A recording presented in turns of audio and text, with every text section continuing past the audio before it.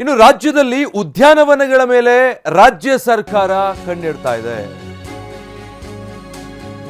ಪಾರ್ಕ್ನ 5% ಜಾಗ ಬಳಕೆ ಮಾಡಿಕೊಳ್ಳೋದಕ್ಕೆ ನಿರ್ಧರಿಸಿದ್ದಾರೆ. ಅಂದ್ರೆ ಸಾರ್ವಜನಿಕರ ಉಪಯೋಗಕ್ಕೆ ಅದನ್ನ ಬಳಸಬೇಕು ಅಂತ ಸರ್ಕಾರ ನಿರ್ಧಾರ ಮಾಡಿದೆ. ಮಸೂದೆಗೆ ತಿದ್ದುಪಡಿ ತರೋದಕ್ಕೆ ಸಂಪುಟದಲ್ಲಿ ಕೂಡ ಅನುಮೋದನೆ ಸಿಕ್ಕಿದೆ.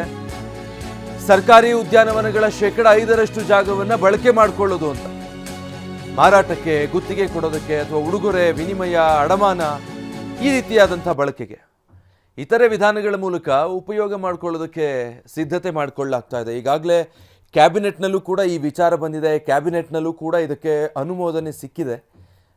ಖಾಸಗಿಗೆ ಕೊಡೋದು ಅಂತ ಸರ್ಕಾರಿ ಉದ್ಯಾನಗಳ ಜಾಗದ ಮೇಲೆ ಈಗ ಸರ್ಕಾರ ಕಣ್ಣಿಡ್ತಾ ಇದೆ. ಸರ್ಕಾರಿ ಉದ್ಯಾನವನಗಳ ಸಂರಕ್ಷಣೆ ಕಾಯ್ದೆ 1975 ತಿದ್ದುಪಡಿ ಮಾಡೋದು ಅಂತ ಮಸೂದೆಗೆ ಸಚಿವ ಸಂಪುಟ ಸಭೆ ಈ ತಿದ್ದುಪಡಿ ಮಾಡೋದಕ್ಕೆ ಅನುಮೋದನೆ ಕೊಟ್ಟಿದೆ. ಡೀಟೇಲ್ಸ್ ಕೊಡ್ತಾರೆ ಹರೀಶ್, ಲೈವಲ್ಲಿ ಕನೆಕ್ಟ್ ಆಗ್ತಾ ಇದ್ದಾರೆ. ಹರೀಶ್, ಈಗ ಪಾರ್ಕ್ಗಳಲ್ಲಿ 5% ಜಾಗ ಅದು ಸಾರ್ವಜನಿಕ ಬಳಕೆಗೆ, ಖಾಸಗಿ ಸಹಭಾಗಿತ್ವಕ್ಕೆ ಅಂತಾದರೆ ಅಂದರೆ ಯಾವ ರೀತಿ ಅದನ್ನು ಬಳಕೆ ಮಾಡೋದಕ್ಕೆ ತಿದ್ದುಪಡಿ ತರೋದಕ್ಕೆ ಹೊರಟಿದೆ ಸರ್ಕಾರ?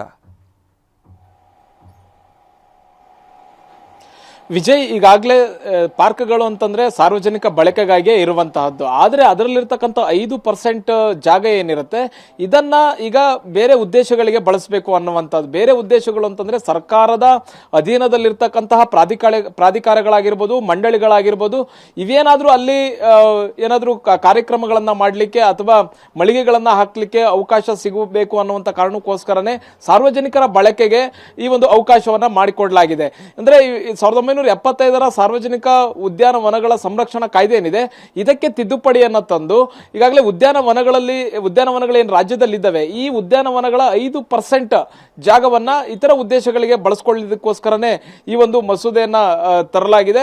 ಈ ಮಸೂದೆಗೆ ಈಗಾಗಲೇ ಕ್ಯಾಬಿನೆಟ್ ನಲ್ಲಿ ಒಪ್ಪಿಗೆ ಸಿಕ್ಕಿರುವಂತದ್ದು. ನಿನ್ನೆ ನಡೆದಂತಹ ಕ್ಯಾಬಿನೆಟ್ ನಲ್ಲಿ ಒಪ್ಪಿಗೆ ಸಿಕ್ಕಿದೆ. ಇದೇ ಅಧಿವೇಶನದಲ್ಲಿ ಈ ಒಂದು ಮಸೂದೆಯನ್ನ ಪಾಸ್ ಮಾಡುವಂತಹ ಸಾಧ್ಯತೆ ಇದೆ.